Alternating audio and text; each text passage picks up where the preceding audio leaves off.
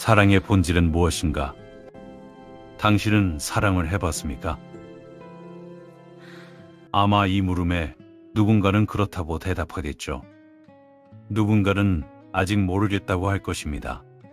그리고 어떤 사람은 사랑이 뭐죠? 라고 되물으실 거예요. 오늘 이 시간 저는 사랑이 무엇인지를 설명하려는 게 아닙니다. 사랑이 왜 우리 삶의 중심에 놓일 수밖에 없는지를, 그리고 그것이 어떻게 우리를 만들고 부수고 다시 세우는지를 철학과 감정과 시간이라는 관점에서 함께 들여다볼 겁니다. 이 영상이 끝날 때쯤 당신은 사랑에 대한 새로운 가치관을 갖게 될지도 모릅니다. 혹은 지금껏 품어온 당신만의 사랑에 대한 가치관이 얼마나 소중한 것이었는지를 비로소 알게 될 수도 있어요. 끝까지 함께 해주십시오.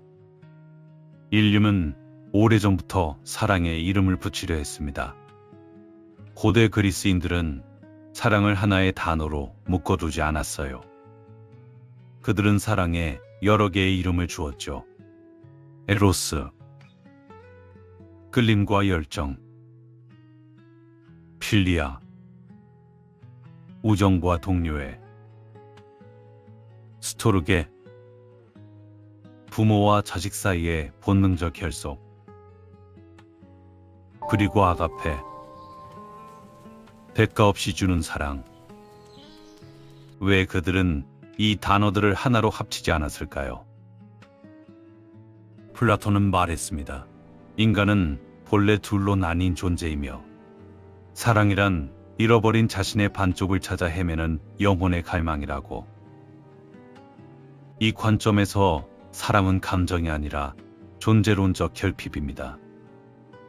우리가 사랑하는 것은 행복하기 위해서가 아니라 불완전하기 때문이라는 것이죠.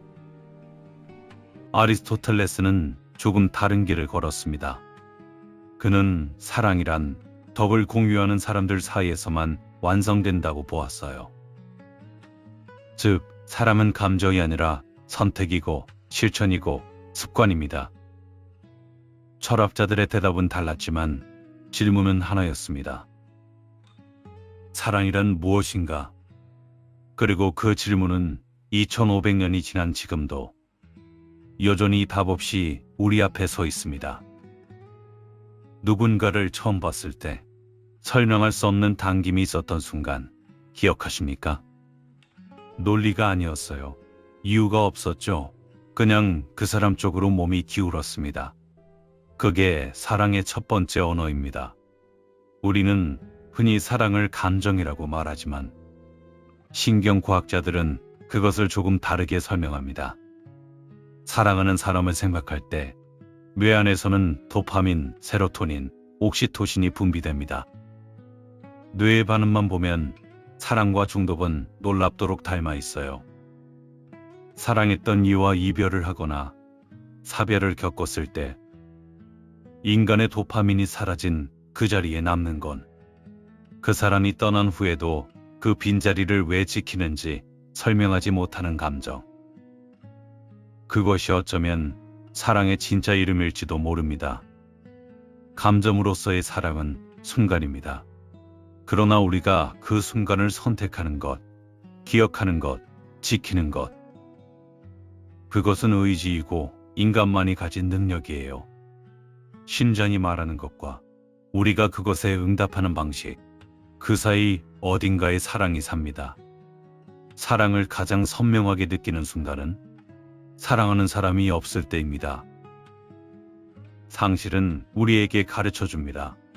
우리가 무엇을 가졌었는지를, 그리고 얼마나 깊이 가졌었는지를. 사별을 경험한 사람들은 말합니다. 가장 고통스러운 것은 슬픔이 아니라고요. 아직도 그 사람을 위해 무언가를 하고 싶은데 그 대상이 없다는 것. 그 행위의 주소를 잃어버린 느낌이라고. 그것은 무엇입니까? 그것은 사랑이 단순히 관계가 아니라 이미 나의 일부가 되어버린 상태라는 뜻입니다. 우리는 오래 사랑한 사람으로 인해 조금씩 달라집니다. 그의 말버릇을 닮아가고 그가 좋아하던 음식을 좋아하게 되고 그를 떠올리며 웃는 방식이 생깁니다. 사랑은 관계 너머로 우리 안으로 들어옵니다. 그래서 그 사람이 사라진 뒤에도 우리 안에 남겨진 그의 흔적들은 사라지지 않아요. 그 흔적들이 때로 우리를 아프게 하지만 동시에 그것은 사랑이 실제했다는 가장 확실한 증거이기도 합니다. 부재가 증명하는 것은 상실이 아닙니다. 부재가 증명하는 것은 사랑이 있었다는 것입니다. 그리고 있었던 것은 사라지지 않습니다. 사랑을 개인의 감정으로만 보면 우리는 그것의 절반밖에 보지 못합니다. 사회학자들은 말합니다. 인간이 이토록 복잡한 사회를 이룰 수 있었던 것은 언어나 도구 때문만이 아니라고요. 그보다 먼저 서로를 향한 돌봄의 본능. 그것이 공동체의 첫 번째 언어였다고. 어머니가 열이 오른 아이의 이마를 짚는 손길. 낯선 사람이 쓰러진 노인을 일으키는 행동. 친구가 아무 말 없이 함께 해주는 시간. 이것들은 감정입니까? 아니면 행위입니까? 둘 다입니다. 사람은 감정에서 시작하지만 행위를 통해 세상에 나타납니다. 그리고 그 행위는 한 사람의 세계를 바꿉니다.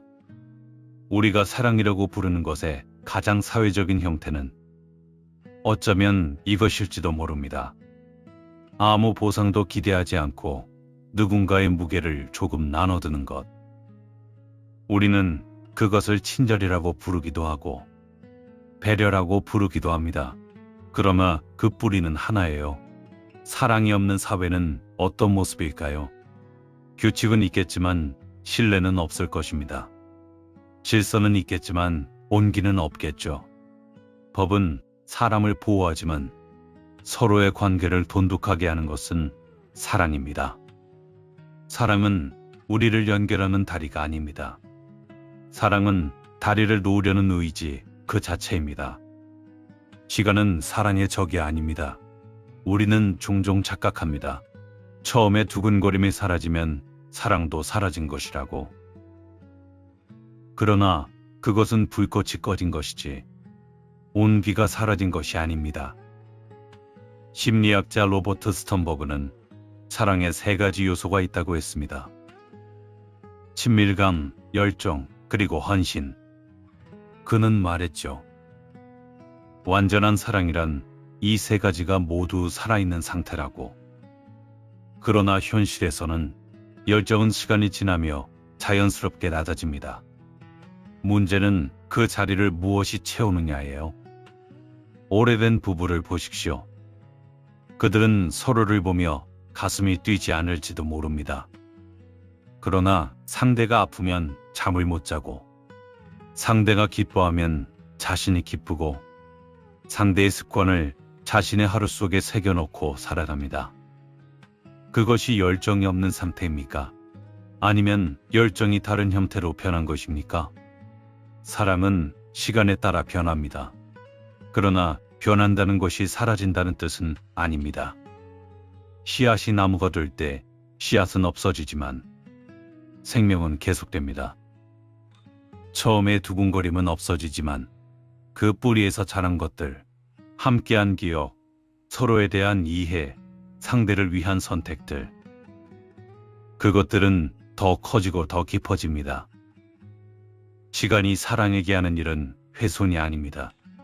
시간이 사랑에게 하는 일은 숙성입니다. 여기서 하나의 역사를 말씀드려야 합니다. 사랑은 우리를 가장 충만하게 만들지만 동시에 가장 취약하게 만듭니다. 사랑은 우리에게 용기를 주지만 가장 깊은 두려움의 원천이기도 합니다. 사랑은 우리를 자유롭게 하는 동시에 누군가에게 묶이게 합니다. 그렇다면 우리는 왜 그럼에도 불구하고 사랑을 합니까? 리스크를 알면서도, 상처받을 것을 알면서도, 언젠가는 잃을 수 있다는 것을 알면서도 우리는 기어이 사랑합니다. 왜일까요? 저는 이 질문의 답이 사랑 안에 있다고 생각합니다. 우리가 사랑을 하는 것은 안전하기 때문이 아니에요. 우리가 사랑을 하는 것은 사랑 없이는 우리가 온전하지 않기 때문입니다. 불안전한 채로 살아가는 것이 더 안전할 수도 있어요. 그러나 인간은 안전보다 의미를 선택하는 존재입니다. 그리고 사랑은 우리 삶에 의미를 부여하는 가장 강렬한 방식이죠. 역설이 사랑의 결함이 아닙니다. 역설이 사랑의 본질입니다. 처음으로 돌아와서 사랑의 본질은 무엇인가? 철학은 말합니다. 사랑은 영혼의 완성을 향한 여정이라고. 감정은 말합니다. 사랑은 설명할 수 없는 끌림이라고. 사회는 말합니다. 사랑은 우리를 함께 살아가게 하는 힘이라고. 시간은 말합니다. 사랑은 변하면서 깊어지는 것이라고. 그리고 역설은 말합니다. 사랑은 상처받을 것을 알면서도 선택하는 것이라고. 이 모든 대답은 각각 다르지만 하나의 방향을 가리킵니다. 사랑은 우리가 살아있다는 것의 증거입니다. 당신이 지금 누군가를 그리워하고 있다면 그것은 당신이 사랑했다는 뜻입니다. 당신이 지금 누군가 곁에 있고 싶다면 그것은 당신이 사랑하고 있다는 뜻이죠. 그리고 당신이 지금 아무도 사랑하지 않는다고 느낀다면 그 허전함마저도 사랑을 향한 몸짓입니다. 사랑은 우리 바깥에 있는 무언가가 아닙니다. 사랑은 우리가 살아가는 방식입니다. 오늘 당신 곁에 있는 사람에게 한 번 더 눈을 맞추십시오. 말하지 않아도 됩니다. 그냥 함께 있어 주십시오. 그것으로 충분합니다. 그것이 사랑입니다. 구독과 좋아요는 제게 큰 사랑입니다. 시청해 주셔서 감사합니다.